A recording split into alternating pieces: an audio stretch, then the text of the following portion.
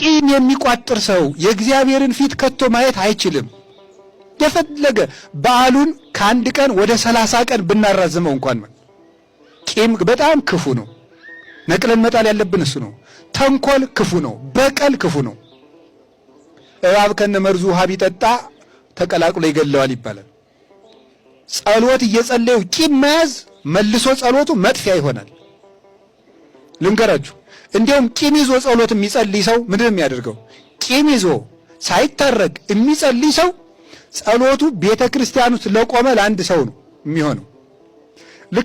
ልክ ሁለት ውሾች፣ አንዱ ውሻ ይላል አባ ጊዮርጊስ፣ አንዱ ውሻ ባፉ እንጀራ ይዞ አንደኛው ደግሞ ባዶውን ሆኖ ካፉ ቀምቶ ሊጎርስ፣ ያኛው ሲሮጥ ይሄ ሲከተል፣ ያኛው ሲሮጥ ይሄ ሲከተል፣ ያኛው ሲሮጥ ይሄ ሲከተል ወንዝ ላይ ይደርሳል።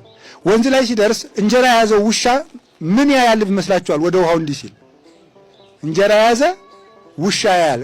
ሌላ ውሻ ነው ራሱ ነው። ከዚያ የዚያኛውን እቀማለሁ ብሎ ምን ያደርገዋል? ሲል ምን ይሆናል?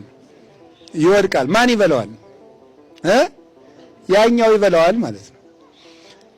ቂም ይዞ ቤተ ክርስቲያን ውስጥ ጸሎት የሚጸልይ ሰው ጸሎቱ ለሌላኛው ውሻ ነው ማለት አንድ ምስኪን ቅን ሰው እዚያ ቁጭ ብሎ እንዴውን የምለውም ማላውቀው ጌታዬ ማረኝ ለሚለው ለዚያ ነው የሚሆን ማለት ነው።